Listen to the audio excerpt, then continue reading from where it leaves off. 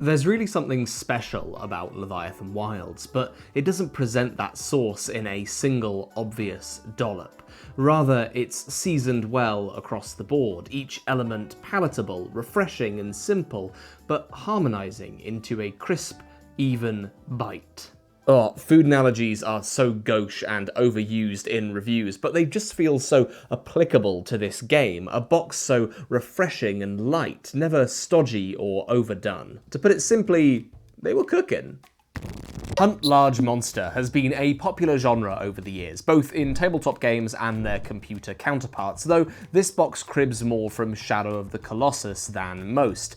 Its creatures are climbable, more likely to crush you underfoot than scamper off into the undergrowth. Though importantly, the tone isn't dour or dubious here. Your team of climbers is a necessary force for good against the impending infection creeping across these beasties.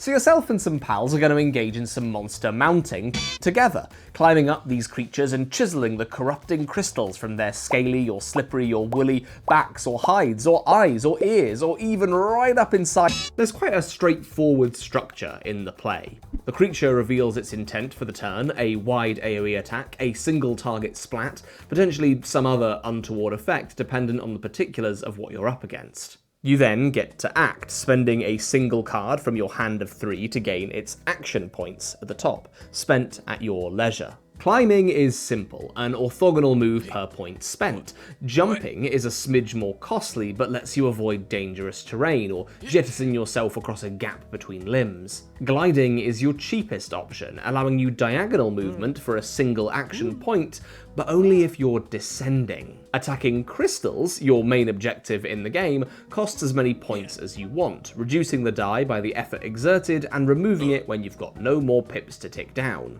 Mending gets you a point of health back, one you might have misplaced while being crushed or splatted or webbed or gooed or chewed, and resting, we'll explain that last. You've also got a suite of free actions on your turn, should you want to indulge.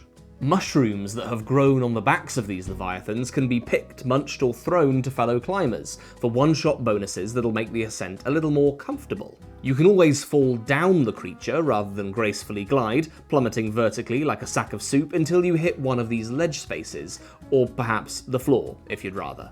Most excitingly though, the cards you have remaining in your hand can be played for their effect, for free, and at any time, on your turn or somebody else's. A heroic leap that saves you from a huge AoE attack and frees up your action points for breaking crystals. A free forage for bonus mushrooms, a spare movement for another climber struggling to hold on. Leviathan Wilds doesn't want the contents of your hand to be the property of your turn and yours alone, but rather a lazy Susan of options that everyone partakes in, a tidy buffet of tactics. Turns are the medium by which the game is delivered, but they're mucilaginous, slippery things that interweave and conjoin into what feels like true teamwork. But they are still turns, and once you've finished yours, the monster will deliver on its intent.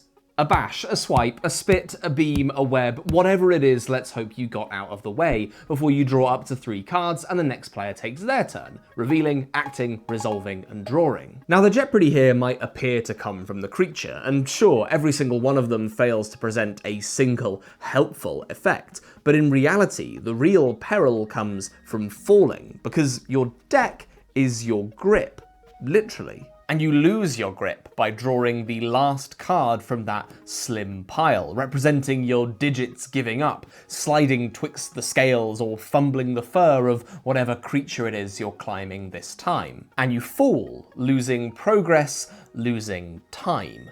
Moving up the monster is arduous work, whereas downward momentum is easily obtained, accidentally or otherwise. Spending valuable turns clambering upwards isn't a problem insofar as there being no set timer ticking down here, but each time the monster runs out of cards to flip, it'll enter a new rage stage, turning another card in the sequence of its moves to its more dangerous side. Now you can certainly bring things back from the brink, but Leviathan Wilds borrows from the cadence of the Gloomhavens of the world and expects players to keep the pace relentless or die trying. As rage increases, the card effects get both numerically worse and harder to avoid. Everything becomes urgent when the potential for real and unavoidable danger ticks steadily upwards. So losing your grip is super rough, but it's not inevitable, because resting lets you regain it.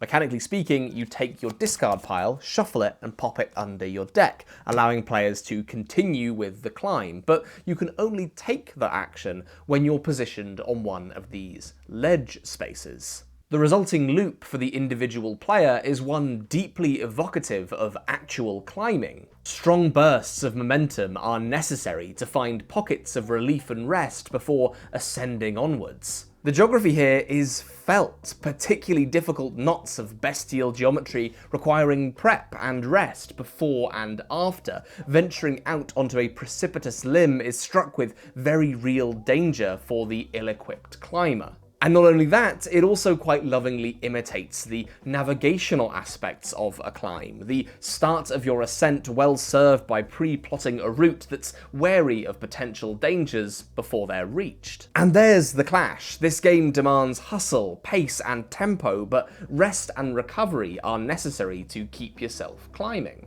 When do you go full gas, and when do you pump the brakes? When is a risk sensible, and when is it ludicrous? Can you sneak in an extra restless round, or is such recklessness likely to get you turned into paste? It's a dance that's forced off-tempo by the Leviathans, though. Each one presenting a different scenario that asks different questions of the players. This game loves its Leviathans, 17 beautifully illustrated beasties with unique mechanics that ramp in complexity and inventiveness. These creature cards are another key part of the puzzle though, because a lot of the decisions you're going to make as a team, the foundation of your cooperation, is going to come from this hastily accrued knowledge of exactly what you're facing. Just 5 moves per monster means that they're knowable things, occasionally even predictable. You're all keeping your eyes open for certain spikes of challenge or signature moves that will allow for huge openings or deny your actions entirely.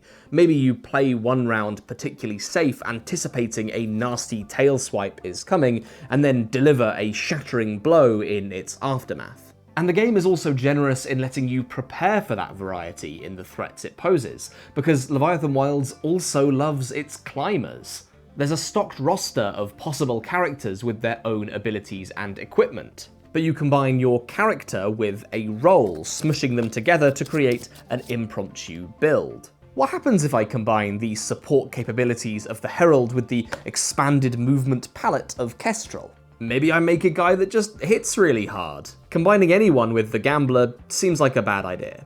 Or is it? Every time you sit down to play, these miniature builds and characterful creatures lock together into a bouquet of opportunities for quite elastic cooperation. You're balancing efficiencies and action point economies on your own turn with the necessary sacrifices required to keep your whole team in the game, chiseling away. It's all simple stuff, but it's pulled off with panache. The only real downsides here are in a rulebook that leaves maybe a little too much ambiguity about what exactly happens where and when. But often I'm content to rule in favour of the climbers and have a little dig around in the rulebook after our game just to keep up the tempo in the moment. It's a cooperative game, it's not too serious, and Leviathan Wilds bounds along when given space to do so, even if some of the rules in the rulebook could use better precision, clarity, and maybe a greater variety of examples. And that's especially true in the timing department. The game is very fluid and flexible in a way that feels almost a little broken without the reassurances of the rulebook to provide certainty. I also feel the need to mention that this game was a little tricky to get hold of. It's a crowdfunded game with limited copies available at retail. However, there is a reprint campaign running right now at the time this video is going live. We're always in a bit of a weird spot at Shut Up and Sit Down. We want to cover the games we like when we play them, but sometimes those games aren't immediately available, at which point we get lots of comments expressing frustration that we've just reviewed a game that they can't get hold of. But then when we cover an active Kickstarter, we get lots of speculation about our policies on paid coverage. To put it in the clearest terms possible, we did not get paid for this review, nor do we get paid for any of the review content that we put out on this channel. We've just timed this video to the launch of the second printing so that people have a way of getting a hold of the game if they want to get it right away, or they can always wait for a retail release later down the line. Outside of that though, it's tremendously hard to fault. Immediately entertaining and imaginative, thematically engaged with a surprisingly low component and rules overhead. Shut Up and Sit Down recommends Leviathan Wilds. It's great. And Shut Up and Sit Down also recommends Shut Up and Sit Down? If you want to support the work that goes into making these goofy, informative videos, why not kick us a few quid on our website or Patreon, where you'll get access to a whole bundle of bonus content, as well as helping to keep our output entirely sponsor-free. It's your support that makes that possible, and if you want your videos driven by excitement for the hobby over algorithmic appeal, if you want quality over quantity, have a little think. Consider supporting the site. This month, I've put out a daft extra Arx Errata video where I talk about my thoughts having published 2 massive videos on the game, and Matt did a deep dive on the design behind Wilmot's Warehouse, the board game. It's good stuff, and that's a promise.